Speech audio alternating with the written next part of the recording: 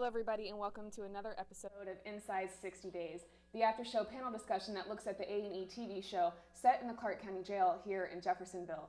Called 60 Days In, the show follows 7 people from across the country who volunteered to go undercover as inmates in the Clark County Jail for 2 months last fall. The show has been described as a program designed by Sheriff Jamie Knoll for him to find out what really goes on inside his jail.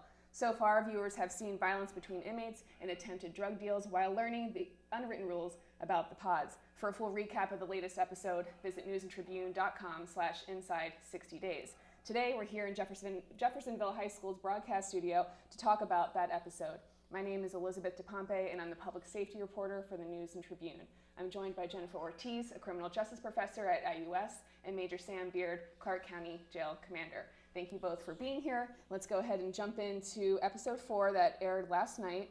And what we really saw, I think, is some of the volunteers really reached their breaking point in different ways.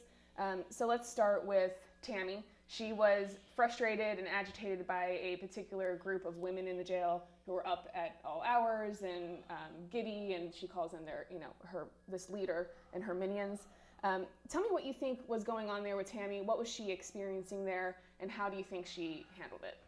Well, the amount of noise, the amount of she couldn't get by herself, the amount she showed people walking in and out of her cell all the time.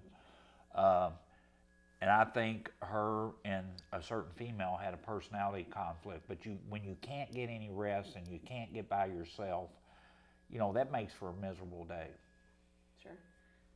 I think there were two things happening there. One was sleep deprivation. I mean, we become angry when we're not on many hours of sleep, and she is unable to get any rest. And then the second thing is, I think she's used to being in control in her life. She is law enforcement.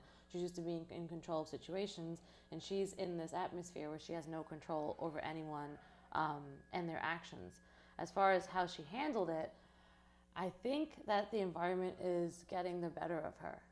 For her to just approach someone in that way. It didn't turn into a fight, but I'll be interested to see how the tension builds up both within her and within that pod. And she says after confronting these women, because you're talking like 6 or 7 women, she realizes, well, I have to go to sleep eventually. Major Beard, do you think she made a mistake in confronting them the way that she did? When you go into a setting like that, with them making that much noise, it is a question of disrespect, not only to Tammy, but everybody in there. Tammy and Barbara were getting together, but when this conflict started to be created, Barbara backed away from it.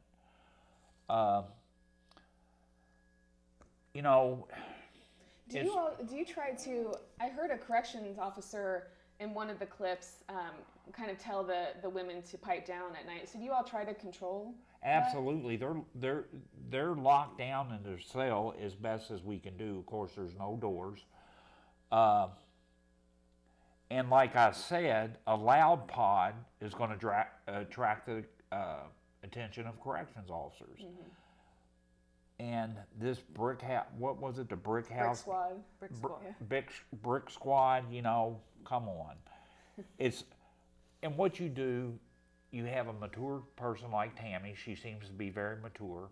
And you got these very young, loud females. Mm-hmm. And there's going to be trouble. Sure. There's going to be trouble. I remember you describing and talking about the differences between the men and the women. You described the female pod as a slumber party. And I got to admit, it was at times it kind of seemed like that in this episode. And Jennifer, if I remember correctly, you've studied mostly and talked mostly with men in prison facilities. Mm-hmm. So getting to see this dynamic in the female pod and these leaders take place and these minions, as they're called, what are you taking away from this? Well, I mean, when I spoke to these men, one of the things that they told me was part of the rules within the facility, the inmate rules, was you respect another man's sleep. So if a man is sleeping, you don't go into his cell and you don't make a lot of noise. And to see these women act completely different, because I don't think what they're doing could occur in C-Pod or in D-Pod, because I feel like the men would quickly retaliate. They would quickly, shut that down because they don't want attention. in the pod. So I'm seeing women who are acting counter to everything that these men have told me about the way inmates are supposed to behave. Let me read a viewer comment question at Sally Balsamo. This is on Twitter.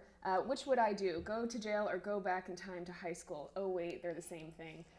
Do you see similarities? And I have to ask Major Beard, these women, I mean, do they have it too easy? In the female pod, there's not a lot to do. Of course, the men play cards. Have you noticed the females don't play cards? They fix each other's hair. It's a different gender. It's a different mindset. High school, you can go home at night. You know, you can get away from this stuff. Jail, you're there, and that's what's affecting Tammy. Tammy is literally, she's developing an aggressive mindset, and right now it looks like Tammy and this other girl are vying for the pod boss position. Mm-hmm. Because you do see Tammy really stew in this and have a hard time dealing with it. What options does she have, given that she can't escape that environment? What else should she do instead of confronting? How can she deal with it?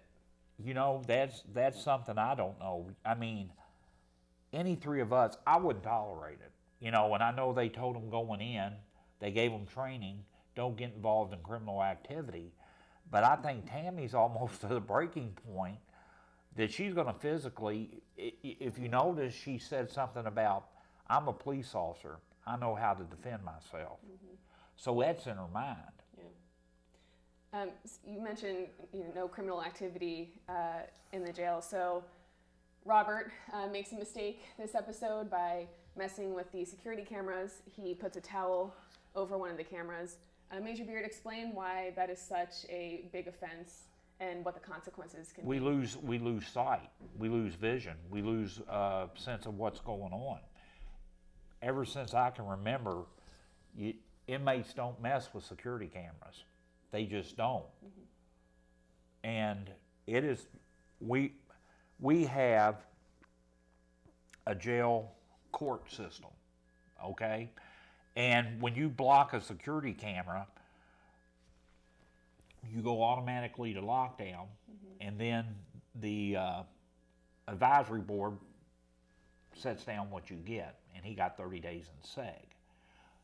The real reason Robert did that, what I think, was to get out of the pod, to save face. Let me ask, can he be criminally charged?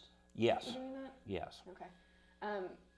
Jennifer, what do you think about Robert's reasoning for doing that, and was he being smart in trying to do that? I don't think he was being smart. I think he realized that everyone in the pod thought he was a police officer, and that he realized that it may eventually turn violent. And I think for whatever he may have said was his reasoning, I think he just wanted out. And he wasn't going to admit, I can't handle this, because he still wants to portray jail as this lovely country club. So he can't say, oh no, I really miss hot coffee, or I really miss good coffee, because he wants to save face. And so he will just commit what he knows is an infraction, what he knows will get him removed from the pod, and then pretend as though solitary confinement is this great place to be. When he said, I feel good about it, I just looked at the TV and I was like, is this guy serious? Solitary confinement is one of the worst places you can be inside prison. What psychologically happens to a human being in solitary is absolute torture. And for him to think, oh, I feel really good about this. I was just hoping the cameras would show more of him, inside of solitary.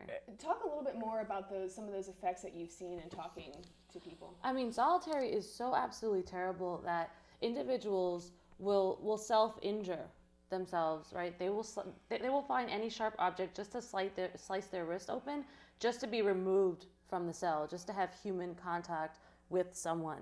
And there are great documentaries on this, but it will show how an otherwise sane inmate spends 30 days in solitary and begins to act out in really terrible ways. They will throw feces on the wall. They will cut themselves and take the blood and smear it all over the walls. Like, they start to go insane. Yeah. And we've seen this we've had solitary. Solitary was the original penitentiary. Everyone was in solitary, and we watched men go crazy. In the original penitentiaries, they were ripping off their own flesh. They were literally losing their minds because they couldn't handle human beings are not meant to be by themselves. And solitary is, again, one of the worst places a person can be inside of a facility. Solitary confinement's changed over the years. It used to, when you went to, I get family members calling, why is my son in the hole? These young people have no idea what the hole is. The hole used to be, what used to be the hole was sight and sound deprivation. You know, you got bread and water every meal of the day, with the exception on Sunday. Sunday evening, you got dinner. And you have one hole to urinate and defecate in. But the justice system stepped in and said that's cruel and unusual punishment. You've seen Robert go into a dark cell. We can keep the lights on for them. They get a mat, they get a blanket, and they get religious material. And then how often, because they're in there 23 hours a day, Yes. right? How often are corrections officers checking in on them? Once an hour. Okay. Okay. Now, if they commit an offense while they're in solitary confinement, the law says we can lock them down 23 and a half hours a day. What the 1 hour that they're not locked in there, where are they? They're in the day room, Okay. taking a shower. They can make a phone call. They can get on the kiosk. That's her time to get clean. And Now, someone who might be sentenced to 30 days in segregation, is it possible that they get out before then? Good behavior or anything? well, we have to review everybody's segregation file once every 7 days. Okay. By law, you know, and it's possible for them to get out. It is, you know, we got a classification system in place. Once every 7 days, a classification coordinator will review the file, and if he or she wants to let somebody out, they say, hey, Major, what do you think about this? And if I haven't heard their name, if I don't get nothing across my desk, then we'll let them out. Is part of that review their mental health? Do they We look at we that? have a mental health provider in there, and we have a clinician that goes through there once a day, Okay. and she walks around and talks and things of that nature. But let me tell you, if we didn't have solitary confinement, and when Sheriff Knoll took over, they did away with solitary confinement, and that's what caused the place to go out of control. You have to have a jail within a jail. Let me get to another viewer question. This is at Haley Jackie, who I believe is a student of yours. This is a good question. Do you believe there is a reason only Robert is in D-Pod and the other three males are in C-Pod? If I remember right, D-Pod is one of the more violent pods. And I hadn't noticed until she made this comment that he is the only volunteer that's in that pod. Do you think there's a reason behind that, or would it make a difference? No, there's no reason. Pod 3 is set up as structured as 3A is for all new people to come in. 3B are the next ones to be inmate workers. Then there's 3C and 3D. Now 3C has developed a quiet environment, if you notice. 3D is off the chain. But I don't think there was, you know, I don't believe Sheriff Knoll and Captain Maples got together before this and said, hey, this guy is a wise person. Let's stick him in Pod 3 to teach him a lesson. Sheriff Knoll had a lot on the line to do this. And that man's not going to put anybody in harm's way. Robert would have been in harm's way if he'd been in 3B, 3C, 2A, 2D, 2C or 2B. The guy's a complete imbecile. And if he was sitting here, I'd tell him. I believe you would. All right, let's go on to another one of the volunteers, Isaiah, who has really kept to himself. We haven't seen him get off the bunk that much. He's the 19-year-old, the youngest volunteer to do this. What we see in this episode is after a week's time, he hadn't been issued commissary or a PIN number or a court date. It seems like he's been overlooked. Major Beard, in watching that, do you think he was overlooked, and how does that happen? Well, you got to understand, we're young in our phone system here. We signed another phone contract when Sheriff Knoll took over, and it navigating this phone system is, you know, we got one person and one person on each shift that can get these PIN numbers. Now, if somebody asks for their PIN numbers, we're not going to walk up in the next half an hour and say, here's your PIN number. And that PIN number's got to be protected. If you don't protect it, they can order commissary off your account. They can make phone calls off your account. So we can't just walk in and say, here, we got to get these people out, and here's your PIN number, and we tell them to protect it. Isaiah, to me, has got a little bit of mental issues. You know, he's using his blanket to dry off with. He says he feels dirty. He's not getting off his bunk. And I'm going to tell you what, I don't care what environment I'm in, I'm going to try to make some contacts. And Isaiah's not interacting at all. Jennifer, what do you think about how Isaiah is? Yeah, I had concerns with him. Major, you had mentioned this in the first panel, a concern over Barbara, right? She just sits down and starts crying. And I had concern of, is he slipping into some type of depression? He's also battling something that none of the other participants are, the fact that he is getting to experience his brother's life for this short amount of time. And I'm wondering if, when he's sleeping in his bed, that's what he's thinking about, right? Is he thinking about, if this is what's happening here, what's happening, to him? I'm sure that the PIN number was just more of an oversight, right? And not intentional in any way, or I don't think it was part of the show itself. But I do think that he's suffering through some mental anguish while he's going through this, and that maybe there should have been the realization, this kid's just on his bunk for 7 days. Like, we should really talk to him or really figure out what is going on with him. And he's the first one to use the phrase, asking for some type of help. And I'm curious whether, will he make it? Because we see a clip of next week's episode where he's on the phone and he's saying, I don't know if I can do this. What Isaiah, where he felt he got into trouble, when he had this other inmate stand up to him, to the A&E crew. This guy's extradited. He hadn't signed his extradition papers. And all of a sudden these inmates are buying so much. They're trying to help this guy. He hadn't been to court. If he signs his extradition paper and they're not there to get him within a reasonable amount of time, he has to go before our circuit court judge. That's the law. So these inmates are trying to help this kid. He's 19 years old. He's not adjusting well. And some of the inmates lean toward that. And hey, let's get this kid some help. And he feels kind of threatened by that. Right, He's worried right. that his cover will be blown. Okay, let me switch gears a little bit. We talked about this a little earlier. There's a 60 Days In Facebook page, the official Facebook page, and they have some videos that are more lighthearted and fun, how to make a behind the bars burrito, how to make a St. Patty's Day happy hour drink. There's another one, how to stay fashionable. Do you worry that trivializes or glorifies what is a very real situation, being incarceration? I don't think that it necessarily trivializes it. I think that those aspects of incarceration are actually very interesting. If you watch any other prison show, there's always focus on the food, right? Because inmate food is just so interesting. They are so innovative. Of course, they need to advertise, right? And these more lighthearted, shorter videos, people will watch. Maybe it will, pique their interest in watching this show. But I mean, I personally have always been interested in the various aspects of the inmate culture, and one of them is food.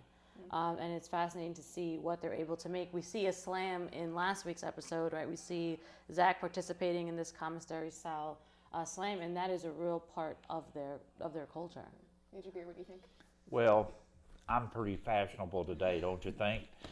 But I don't think it glamorizes being in jail. I mean, you see them make that burrito. Is that what you really want to eat? And then they have the happy hour drink that they keep under their blanket to keep warm, and then they pour it out, and it looks like somebody regurgitated in a glass. And if you ever smelled that stuff, I'm like, how does some human consume that? You know what? It's just survival in jail. It's survival. The alcohol feeds an addiction.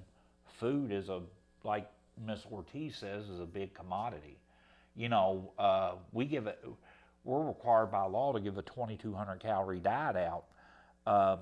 You know, could I just eat 2,200 calories a day and be happy? I doubt it. So I'm going to be creative. Sure.